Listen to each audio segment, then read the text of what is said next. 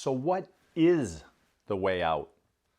How do we escape our delusional stories and quiet Coleridge down so we can release our inner essence and soar into a vast universe of possibility? Let's view the challenge through the eyes of the great magician and escape artist, Harry Houdini. Houdini boasted he could break out of any jail cell in the world in less than 1 hour. And every time he was tested, he would escape in just a few short minutes. But one time things didn't go as Houdini had planned. As the story goes, a small town in the British Isles built a new lockup, and they haughtily invited Houdini to come give their showpiece a try. As usual, Houdini accepted the challenge without hesitation. He arrived and strolled into the cell, pregnant with confidence. And once the door was closed and he was left alone, Houdini went to work. He coughed up a special lockpick, quickly released his handcuffs, and homed in on the door. But there was something strange about this particular lock. 30 tortuous minutes dragged on and Houdini was rattled.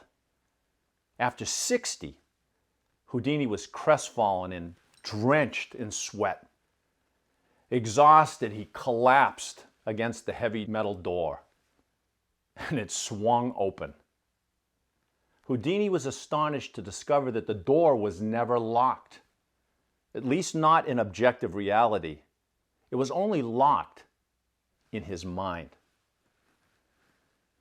Harry Houdini was proficient at goal setting, planning, and execution, and he was a master of Coleridge's 3 C's. He was certain about his routines, forever comparing himself and his achievements to other magicians, and quite comfortable in his role as the world's greatest escape artist. He was the best then, and arguably the best there ever was. So, what took Houdini so long to discover that the cell door was unlocked? Why did he struggle mightily with such a simple problem? What was his problem? Now, various explanations probably spring to mind. Houdini erroneously believed what his jailers told him. So belief was his problem. His initial hypothesis about the door was flawed, so his strong presumption was his problem.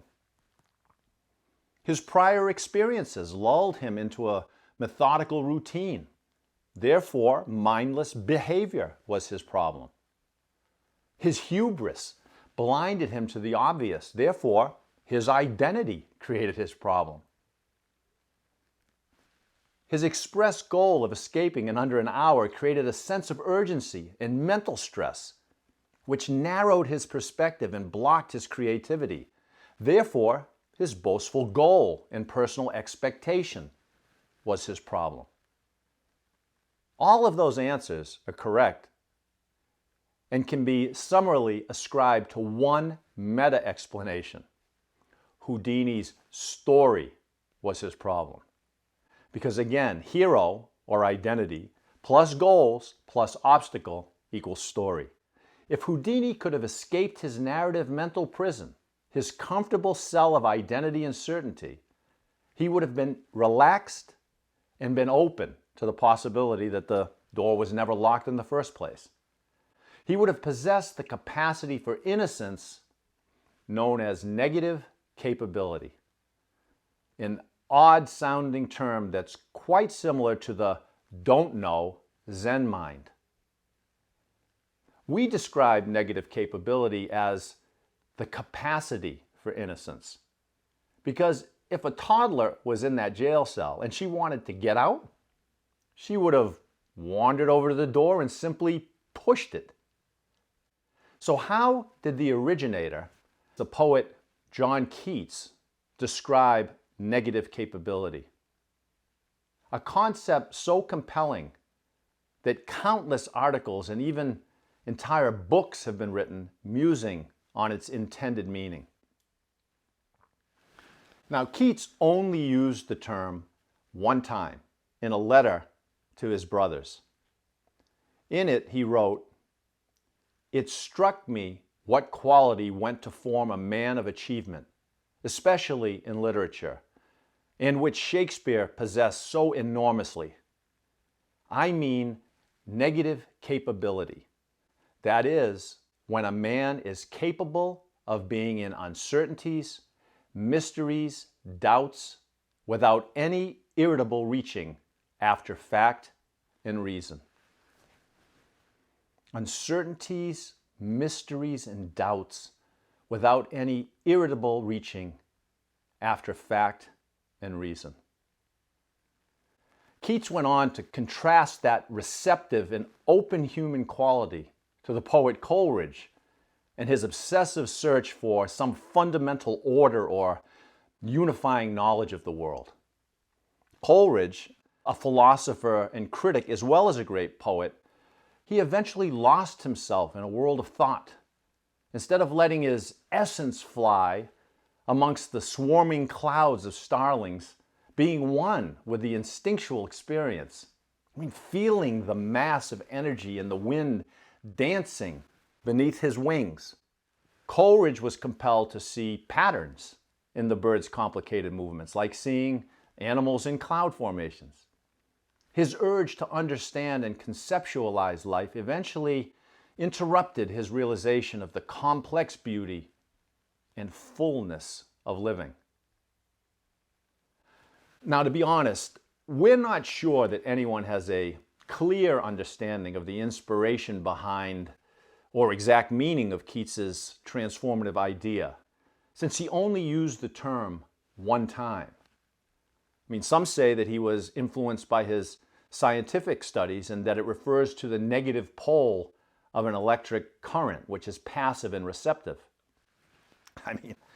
Could be, but we doubt it. And we're here to share our own theory, along with the expansive view that we have serendipitously discovered and adopted.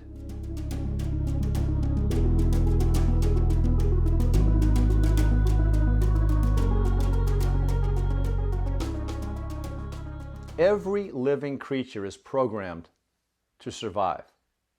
In human beings, that conditioned self-interest extends beyond our physical selves, our bodies, to our social selves, our identities. For most of us, then, life is simply a survival puzzle to be solved. And we conceptualize every experience in order to predict and explain life in accordance with that limiting goal. Let's call that instinct to know everything positive capability, because after all, it does help us to survive and to advance as a species. Negative capability, in contrast, is the ability to not know, to tolerate ambiguity and resist the instinctive need to protect oneself through understanding and control. It's the ability to see the truth of the world through an unfiltered lens, no matter how confusing, disturbing, or threatening it may be, and to abandon beliefs that serve to protect one's identity and create a sense of certainty and comfort. The receptive openness of negative capability comes from the insistence of discovering the truth through actual experience, as opposed to Coleridge's idealism, which attempts to abstract truth by reducing experience down to ideas and concepts. The person with negative capability willfully submits to being unsettled by experience, by a person or a situation, and embraces the feelings and the possibilities that emerge.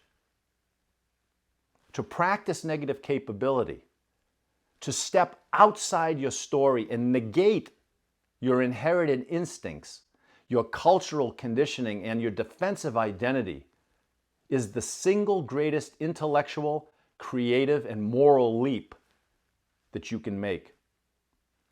Yeah, I know, that's one hell of a bold statement to make. So let's try to wrap our heads around this counterintuitive concept, which is a total shift of perceptions and feelings and thought processes meant to transform your life and open you up to a world of possibility. In the following segments, I'll employ my Coleridge skills, my rational, analytical, and storytelling mind in an attempt to describe this self-contradictory state of mind, as well as the resulting psychological tension and the ultimate freedom that it creates. It may sound simple, but it is not easy, since everything you think and feel and see around you will argue against it. But let me assure you, there is nothing more important. And once you get in the habit of practicing it, it will liberate your mind and free you to live an authentic, compassionate, and passion-filled life. Because you are not a character in a story defined by an imaginary past. What you've done before does not have to dictate what you do next.